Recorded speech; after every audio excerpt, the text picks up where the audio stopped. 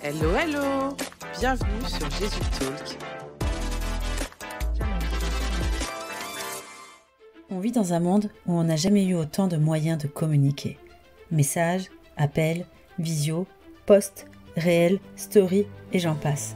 On parle à tout le monde, tout le temps, mais paradoxalement, on n'a jamais eu autant de mal à vraiment se comprendre.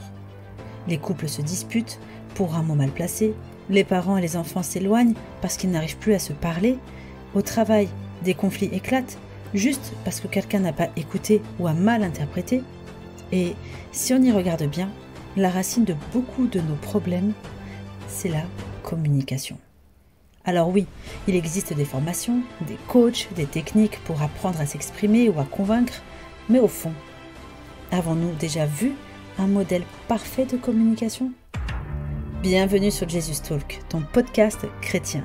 Dans cette série Bible Fix, on va regarder la communication de Jésus. Et pour commencer, on parle d'un problème qu'on connaît tous, le manque d'écoute. Combien de fois tu as eu l'impression de parler dans le vide, de te confier et en face, personne n'écoute vraiment.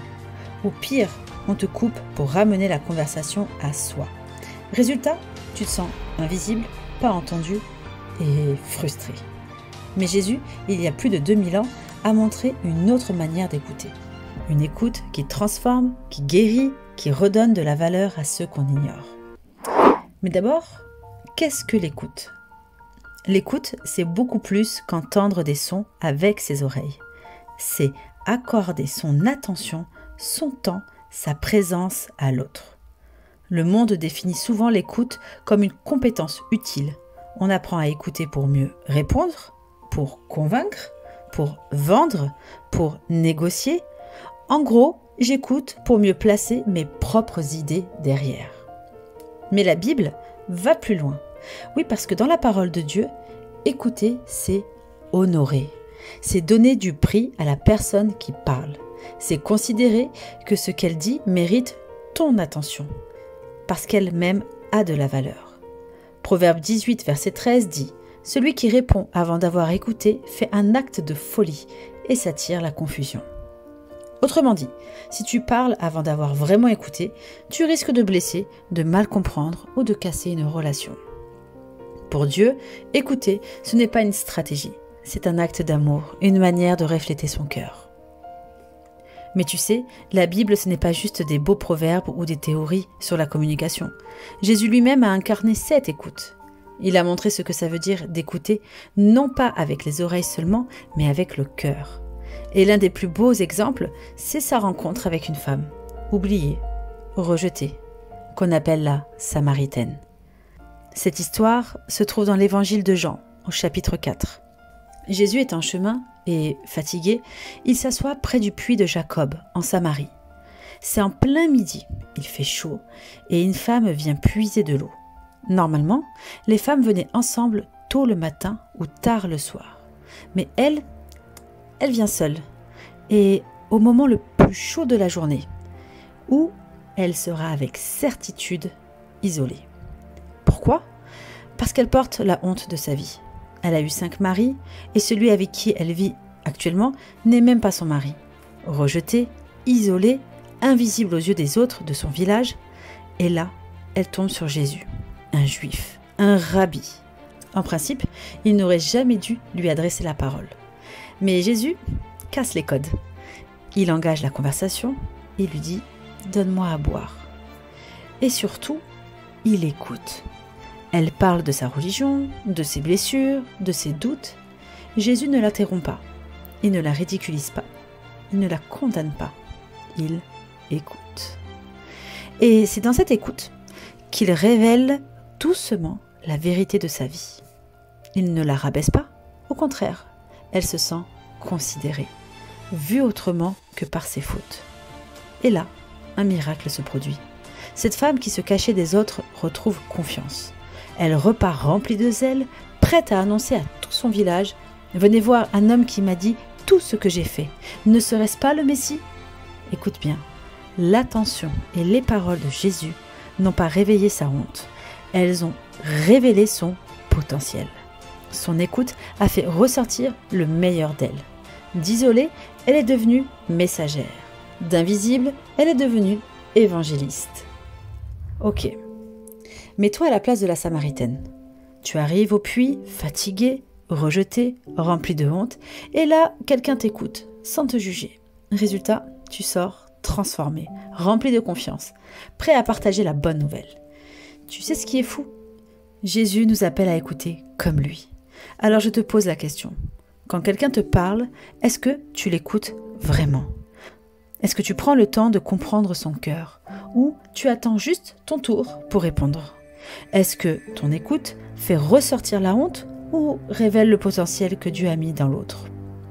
Parce que si l'écoute de Jésus a pu transformer une femme isolée en évangéliste, imagine ce que ton écoute, guidée par le Saint-Esprit, pourrait faire dans la vie de ceux qui t'entourent. Et tu sais quoi ? Cette écoute transforme tes relations au quotidien. Avec ton époux ou ton épouse, tes enfants, tes parents, tes amis, tes collègues. Parfois, la solution au conflit, au malentendu et même à la frustration, ce n'est pas de convaincre, de parler plus fort ou d'avoir raison. La solution, c'est d'écouter comme tu aimerais être écouté. Quand tu écoutes avec patience, attention et amour, tu permets à l'autre de se sentir compris et reconnu. Et souvent, ce simple geste réduit la frustration, la tienne et celle de l'autre. Et tu verras, plus tu écoutes ainsi, plus les autres commencent à t'écouter. C'est là que la transformation commence. Alors, cette semaine, prie pour demander à Dieu de t'aider à écouter. Seigneur, aide-moi à écouter comme toi tu écoutes, avec patience, amour et attention, et non comme le monde m'encourage à écouter, juste pour convaincre ou à me poser mes idées. Écoute sans interrompre. Laisse l'autre finir. Même si tu as déjà une réponse en tête, ne te précipite pas. Le silence est une manière d'honorer la personne. Cherche à comprendre avant de répondre. Pose-toi la question. Qu'est-ce que la personne en face de moi vit vraiment derrière ces mots ? Demande au Saint-Esprit de t'aider à voir au-delà des paroles. Reformule avec bienveillance. Si je comprends bien, tu ressens que cela montre que tu as vraiment écouté et que tu considères ce que l'autre vit. Ces étapes peuvent transformer tes conversations, tes relations. L'écoute guidée par le Saint-Esprit n'est pas seulement une technique, c'est un ministère. Même la science sociale nous montre que quand quelqu'un se sent vraiment écouté, il s'ouvre davantage, il fait confiance, il est plus réceptif au changement. Exactement ce qui se passe avec la Samaritaine. Jésus appliquait avant tout le monde ce que la psychologie moderne appelle l'écoute active et l'empathie. La différence ? Jésus ne se contente pas de comprendre, il révèle, restaure et transforme. Jésus a dit que celui qui a des oreilles pour entendre, entende, dans Matthieu 11, verset 15. Tu as des oreilles, mais est-ce que tu écoutes vraiment ?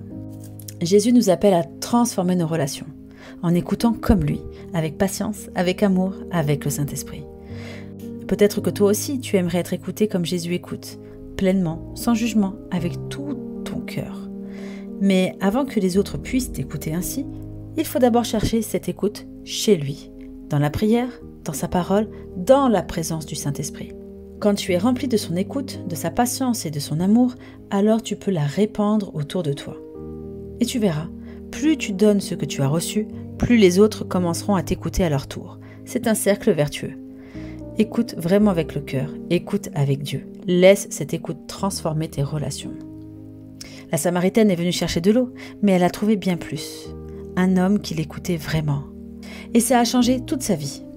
Elle est repartie transformée, prête à annoncer la bonne nouvelle, simplement parce qu'elle a été entendue et considérée. Et toi, qui a besoin de ton écoute cette semaine ? Dans le prochain épisode, on explorera un autre défi. Les mots qui blessent, parce que parfois ce n'est pas le silence qui fait mal, mais ce qui est dit. Et Jésus a encore beaucoup à nous enseigner sur comment utiliser nos mots pour restaurer plutôt que détruire. Et si cet épisode t'a parlé, n'oublie pas de liker pour nous soutenir. C'est une belle manière de dire amen à ce message. Et abonne-toi pour ne manquer aucun de nos prochains épisodes inspirants. Sois béni.